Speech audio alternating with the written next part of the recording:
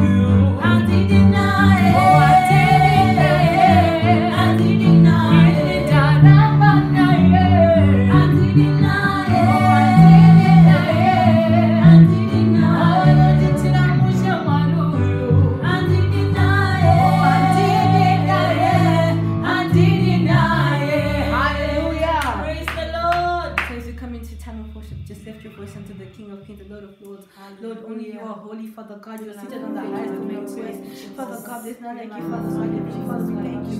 For you are Lord, that you are Heavenly Father. Even before your holy throne, we worship God. Thank that you are holy, Father God. We will change our lives down. Heavenly Father, we honor your holy name, Father God. Father God, we honor you, Father God, because there's none like you. Heavenly Father, this is no other person than you, Father God. Father God, we lift your holy name on high, Father God. And because there's none like you, Heavenly Father, we cry out to your holy name, Father God. We kneel before your holy name, Father God. We follow the Holy One. We honor you, Jehovah. We exalt you. Thank you, Jesus. Only you are holy.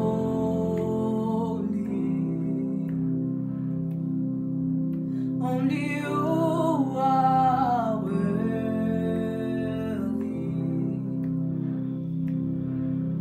Only you are wonderful.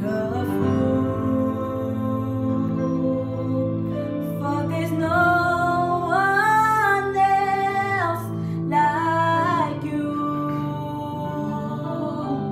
who is faithful and true. All my love, my heart, my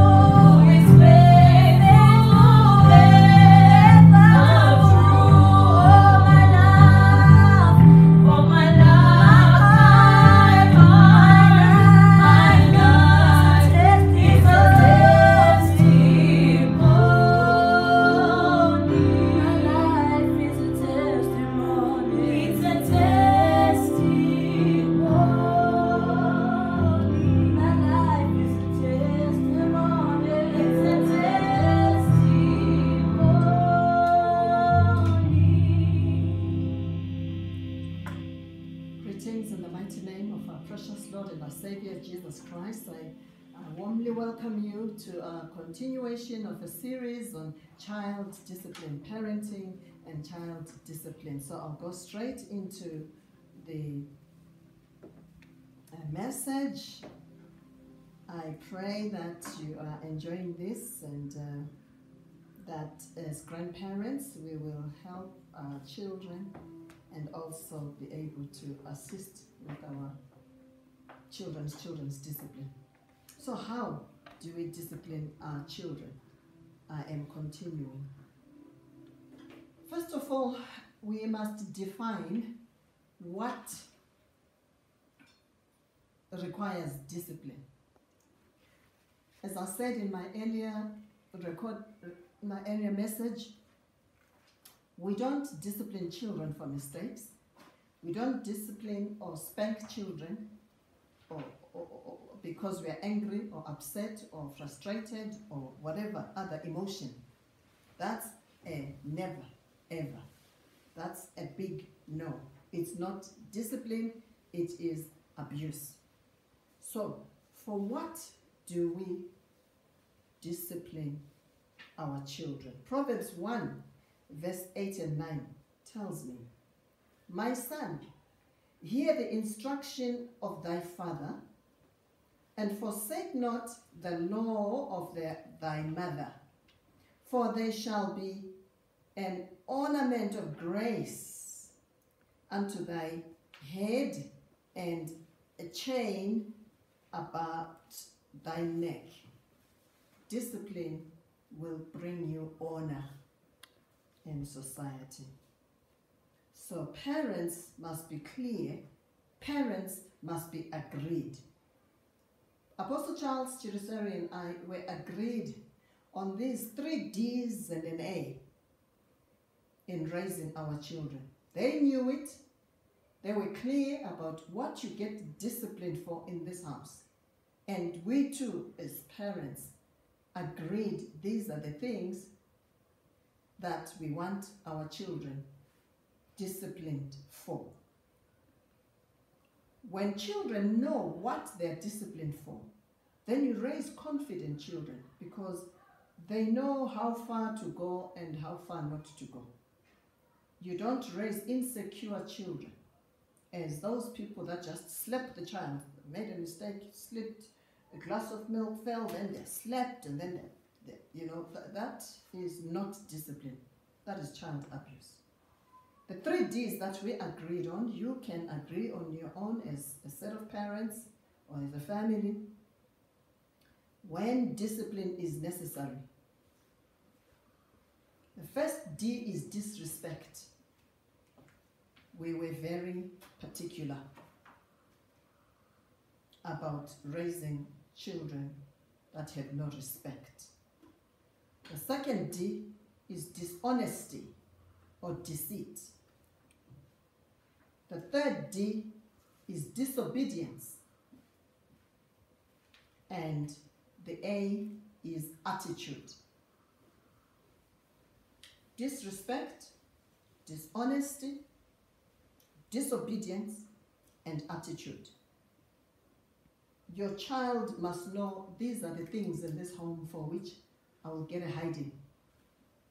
Because the Bible says in Proverbs 22, verse 15, we will tell them, foolishness is bound in the heart of a child, but the rod of correction shall drive it far from the child. Disrespect, I will unpack each one of them. Disrespect for others, insulting others, dissing others, being mean to others, failing to greet, no regard for authority or adults or parents, even our house help, failing to offer a seat to an adult. All those are traits or characteristics of a child with no respect for anybody. Dishonesty includes lying. That one was a big no-no. in the Chiriseri family. I would rather you tell me the truth, even if you made a mistake or you were tempted, than to try and lie to me, because you will get double for your trouble. Stealing, it starts at a very young age, and oftentimes parents we ignore and we think, come on, it's just a little one. But it grows. What we don't realize is that the sinful nature is in the child, and it needs to be driven out. That's what the Bible calls the foolishness. It's the sinful nature, because eventually it will take him to prison. It will grow, and it will take him to hell. So dishonesty, or even deception, pretending to be this, that, or the other. They seem to have gotten away with quite a bit of deception now that they're older and they're telling me how they pretend they're sleeping or whatever, and somehow I wasn't perceptive enough or discerning enough to pick it. But anything that we could pick that this is being deceptive, they would be chided for, warned about, as I will show you in the practical steps.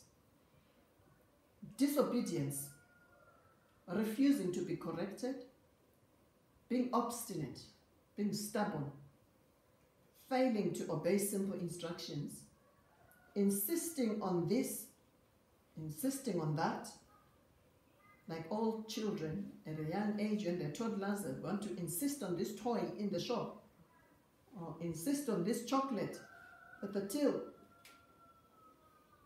or insisting on taking what belongs to other people at school.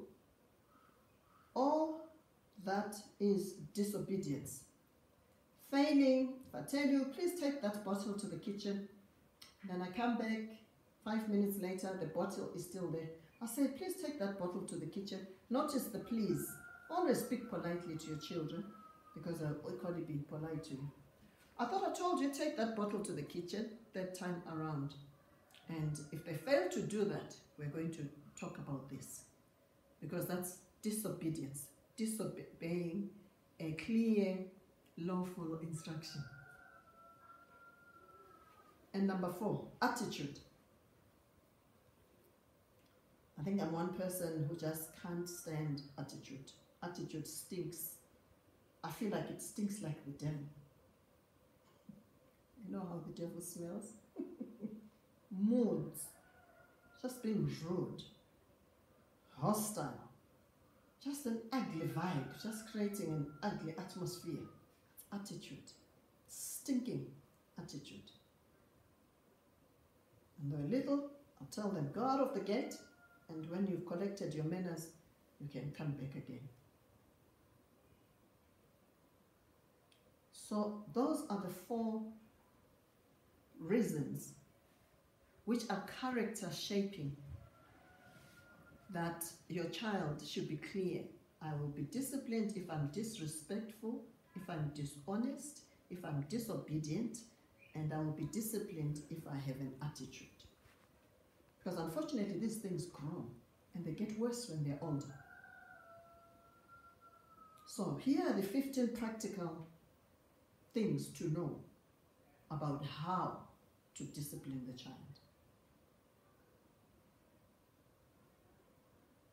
I will read Proverbs 22:6 again. It says, train up a child in the way that he should go, and when he's old, he will not depart from it.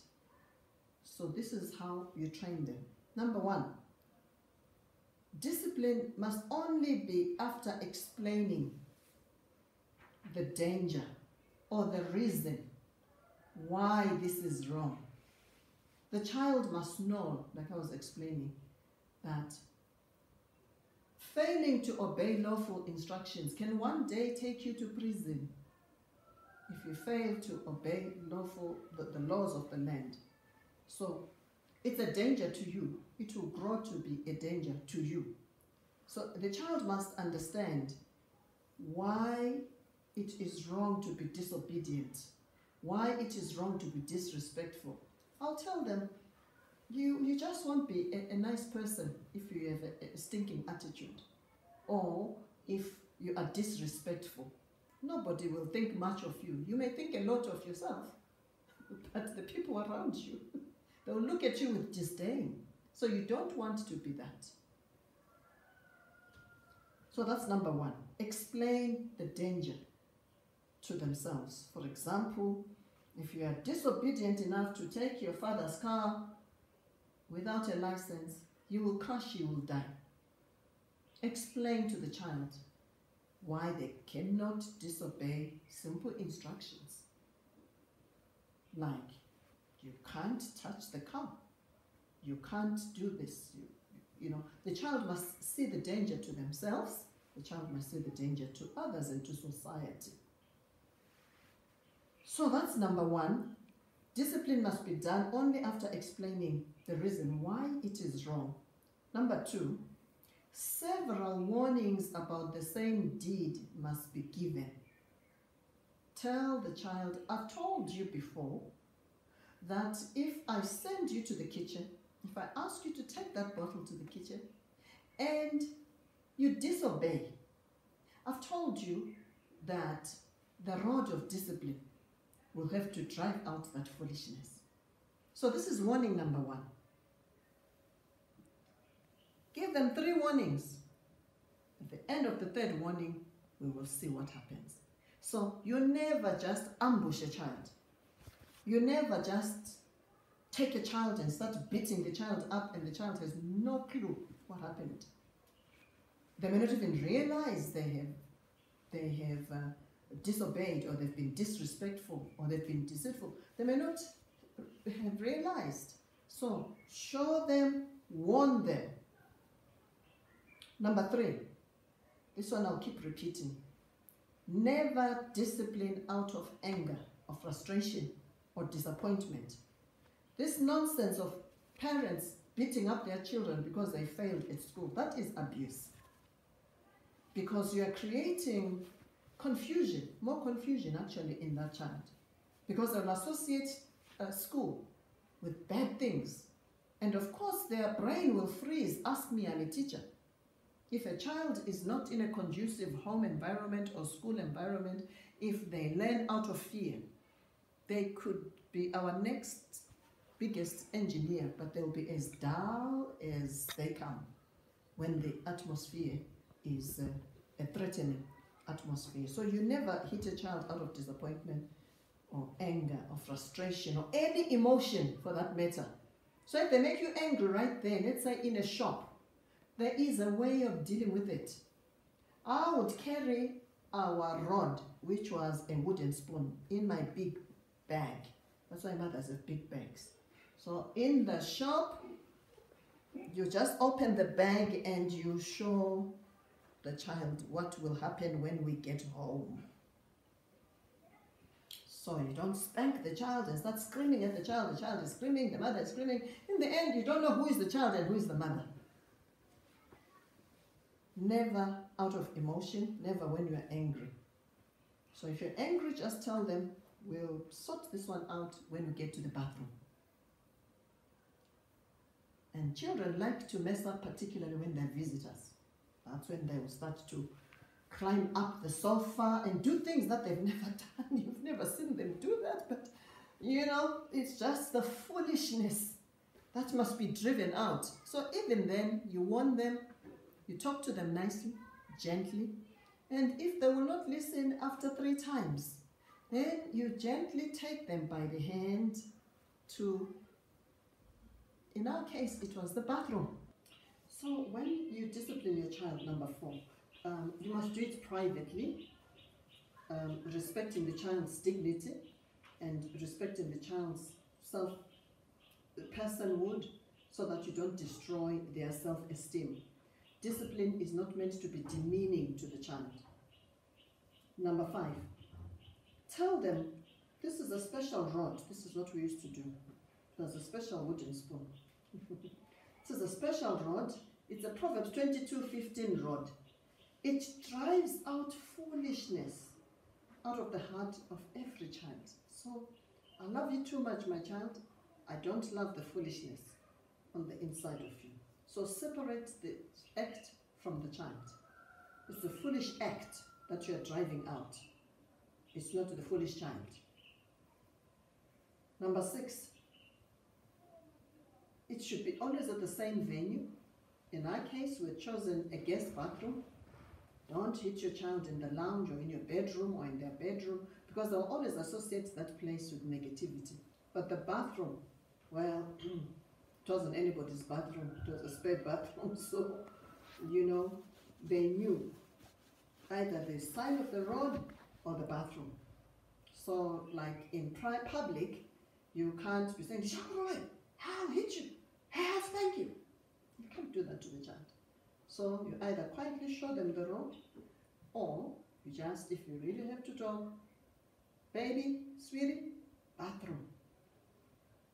The two of you know what you're talking about. The rest could well be tongues. So it's always good to be at the same venue so that the child associates that same rod of discipline with that same room or that same venue with discipline. So the child must never be hit with a hand, because our hands or our arms are meant to show love. So you confuse the child. At one point you're loving me, you're hugging me, and the same hand they're spanking me. So that is why we raise confused children. So it's got to be the same wooden spoon. It's a conditioning process. They associate that with being disciplined. Same venue, same tone of voice. So that's something that is very difficult when you now have 4 children and they're all more or less the same age and they're all over the place. But I think that's a special one for me, if I was to redo it all over again, for mothers. Same tone, avoid raising your voice. I never passed that test because they just would not listen. So you end up raising your voice, but the correct thing is don't raise your voice. Same warnings for another character flaw. For example, selfishness or greed or hoarding. This is, by the way, assuming you are actually teaching your children about these principles. Don't know these days, but in our days, we used to have lovely Bible stories and lovely moral stories that we would read for the children at the end of the day. So they understood what selfishness is, they understood what greed is. I remember the story I once told them, I read to them, of this family where this child always used to go for the biggest apple or the biggest banana on the table. And so mother knew exactly how to sort out this greed or this selfishness. So she got this lovely apple outside. It was looking good on one side, but it was rotten to the core on the inside. So she put the nice side up, and of course the children all gathered around, and of course the selfish one went for this big apple only to find it was full of worms. Ouch, you know. So the children all go ouch, and the lesson is hit home. Don't always get the best for yourself. Wait your time. You one day will own your own home. You'll be the father, you'll be the mother. You can then choose your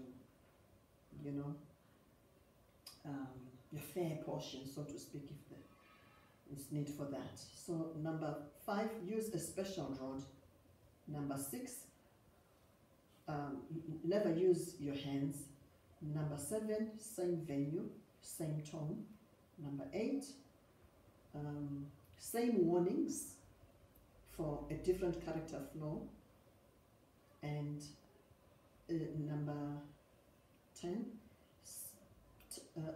same, the rod of discipline must be applied where the Bible says it must be applied, not on the fingers or hands, because you can break the child's bones, but on the seat, what the Bible calls the seat of discipline. It is made just right so that the child cannot break a bone or get injured. So the same place, a seat of discipline. And number 11, ask the child how old they are, because that's what we used to use, basically trying to show that for a 7-year-old, we don't expect you to be behaving like this. But you'll have started when, as soon as before they know their age, you know, you'd have started showing them this rod of discipline. So when they're babies, they may not take it seriously. But there comes a point in a mother or father's life where you realize that this child now really understands. This is now really disobedience. This is now disrespect, and so on. That period is, I can't prescribe it and say it's 9 months or it's 1.5 years, because children develop differently. But early, start early, because train up a child in the way that he should walk when he's still a child, because when he's older, he will not depart from it. So if you leave it until they're older, you will not manage them. And I always say to young mothers, if you cannot manage your own child who came out of your own tummy, who in this world do you think will be able to do that? It's your responsibility, it's yours to do, to make sure this child turns out right. So start when they're still young with the less stringent measures. But when they get to the point where they understand this principle of the rod, that it takes out foolishness, you just give them one big one when they're 1 year old. If they're 2 years old, 2 big ones. Because you're 2 years old, I expect you to, you hit so hard on this seat that I promise you, you'll never have to do it again for that same character trait. And I speak from experience. I can count on the fingers of not even one hand, half a hand, the number of times I've beaten any of my children. Same thing with their father, for the same thing. Just one is enough. They'll never forget. If they forget, you just raise the wooden spoon and they quickly they quickly know what to do. Or you just say bathroom, have some word. So you find you'll never ever have to repeat that. And so, critical things to do. Number 12, remain loving and remain calm.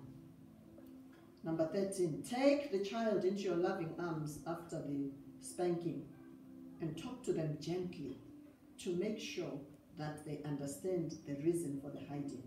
In fact, you do that before you give them the hiding in the bathroom. You understand why you are here, don't you? No, mommy, no. Then you remind me, how many times did I tell you to not jump on top of people's heads? Did I tell you once? No, mommy. Did I tell you twice? No. Did I tell you three times? And how many warnings do we give? 3. So that's the reason you are here. So do you understand why you're getting this? Yes, mommy, but please, mommy, please just give me, okay, just give me 1, just give me 2. Abananga, 5 years old. No, you're too old. You should know better than to do that. So then you can negotiate. So how many, mommy? How many? You would negotiate maybe, okay, down to 3. When they knew they were supposed to get 5. So, concession, negotiation, but lovingly. The most important thing is understanding. The child must understand the reason for the hiding. So, number 14, remain principled like that. And number 14, be agreed with your spouse. I've talked about that. There's nothing that causes the child to be rebellious as seeing that, oh, daddy is softer or mommy is softer. Or after you've given the child, applied the rod of discipline, then you say, got your mother, you got your father. Now the child will sense rejection, but that's not the point. Come to me, come here, sweetie. I hope you still understand why mommy did that. That was painful, wasn't it? Yes, mommy, yes. They accept the discipline, they accept the love from the same person. That is very important, because the child will know that that was not rejection. It's not that mommy hates me or daddy hates me. It's because they want to drive the foolishness out of me. You will never be foolish again. Will you ever do that again? No, mommy. And I can promise you, they never did, for that same trait. I repeat, you'll never need to do this more than once or twice in the lifetime of a child for that same character. Never. They don't forget. And these are the words of an experienced mother of 4 adults. And I end with this quote. The mistakes of a teacher are found in the streets, and the mistakes of a lawyer are found in jail. The mistakes of a father are found in a brothel, and the mistakes of a doctor are found in the grave, and the mistakes of a pastor are found in hell. But unfortunately, the mistakes of a mother are found in all these places. Choose to be a better parent, choose to be a better mother, choose to be a better father. God bless you.